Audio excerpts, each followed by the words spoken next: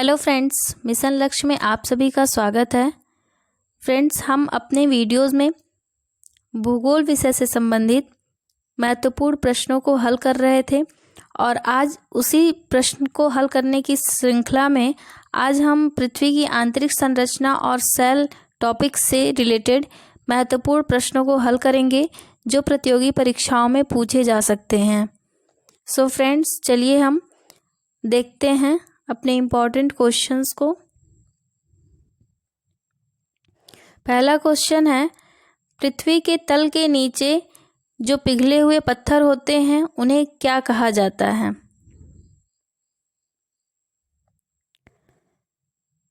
दोस्तों, इसका सही उत्तर है मैग्मा।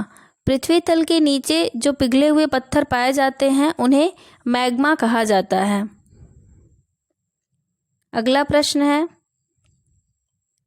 पिघले हुए मैग्मा से निर्मित चट्टान को क्या कहते हैं?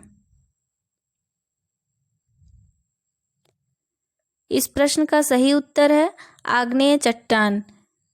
दोस्तों, ज्वालामुखी जब फटती है तो पृथ्वी के नीचे जो मैग्मा होता है वह ज्वालामुखी के मुख से बाहर आता है और उसके बाद से वह मैग्मा कठोर हो जाता है जिससे आग्नेय चट्टान का निर्माण होता है। तो प्रश्न में यह पूछा गया है कि पिघले हुए मैग्मा से जो चट्टान निर्मित होता है उसे क्या कहते हैं? तो इसका उत्तर होगा आग्नेय चट्टान।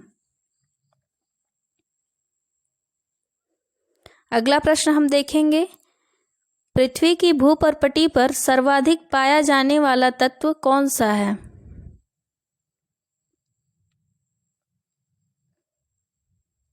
इसका सही उत्तर है ऑक्सीजन। फ्रेंड्स, पृथ्वी की भूपर्पटी पर सबसे ज़्यादा ऑक्सीजन पाया जाता है।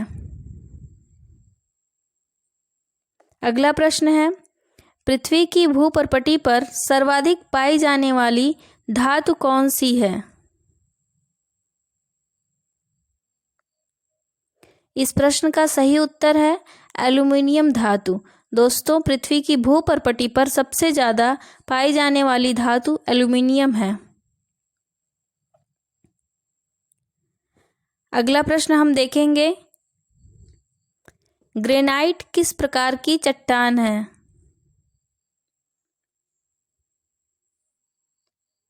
इसका सही उत्तर है आग्नेय सेल। दोस्तों, ग्रेनाइट जो होता है वह आग्नेय सेल का उदाहरण होता है। अगला प्रश्न है, संगमरमर किस प्रकार की सेल है?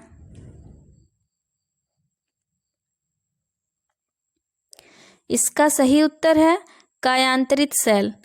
संगमरमर एक कायांतरित सेल का उदाहरण है जो कि चूना पत्थर से परिवर्तित होकर बना होता है।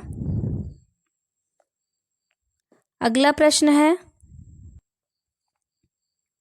बेसाल्ट किस प्रकार की चट्टान का उदाहरण है? इसका सही जवाब है आग्नेय सेल। बेसाल्ट चट्टानें आग्नेय सेल का उदाहरण होती हैं। दोस्तों, अगला प्रश्न है, पृथ्वी की सबसे बाहरी परत को क्या कहा जाता है?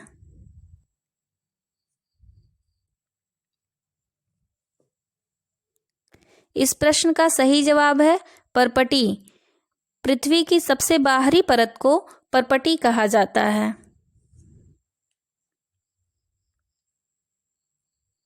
अगला प्रश्न है, भूपर्पटी मुख्यतः किन खनिजों से बनी होती है? इस प्रश्न का सही उत्तर है सिलिका एवं एल्यूमिनियम। दोस्तों, भूपर्पटी मुख्यतः सिलिका और एल्यूमिनियम धातु से बनी होती है। अगला प्रश्न है, पृथ्वी के सबसे भीतरी परत को क्या कहा जाता है?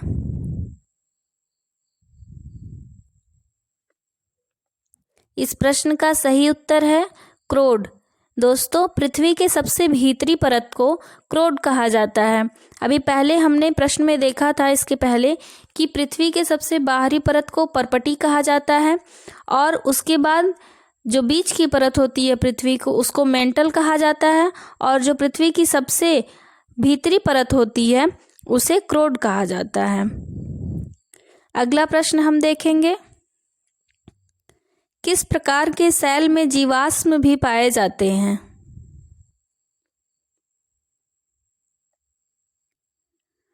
इस प्रश्न का सही उत्तर है अवसादी सेल। जो अवसादी सेल होती हैं उनमें कभी हम कहीं कहीं देखेंगे कि उसमें जीवाश्म भी पाए जाते हैं।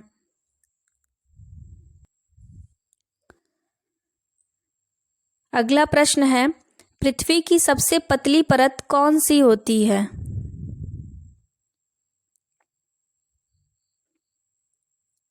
इस प्रश्न का सही उत्तर है परपटी। दोस्तों, पृथ्वी की सबसे पतली परत परपटी होती है और जो सबसे मोटा परत होता है वह मेंटल होता है।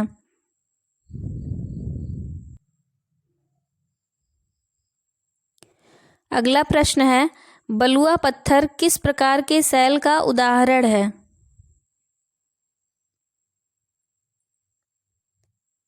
इस प्रश्न का सही उत्तर है अवसादी सेल। दोस्तों, बलुआ पत्थर अवसादी सेल का उदाहरण होता है।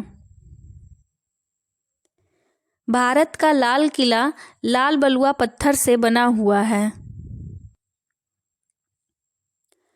इस वीडियो में हमने पृथ्वी की आंतरिक संरचना और सेल से संबंधित महत्वपूर्ण प्रश्नों को देखा जो प्रतियोगी परीक्षाओं के लिए बहुत ही ज़रूरी है। सो फ्रेंड्स, अगर आपको यह वीडियो अच्छी लगी हो तो इसे लाइक करें और शेयर करें, और साथ ही साथ हमारे चैनल को सब्सक्राइब करें, जिससे आगे आपको ऐसी ही और भी इंफॉर्मेटिव वीडियोस मिल सकें। थैंक्स।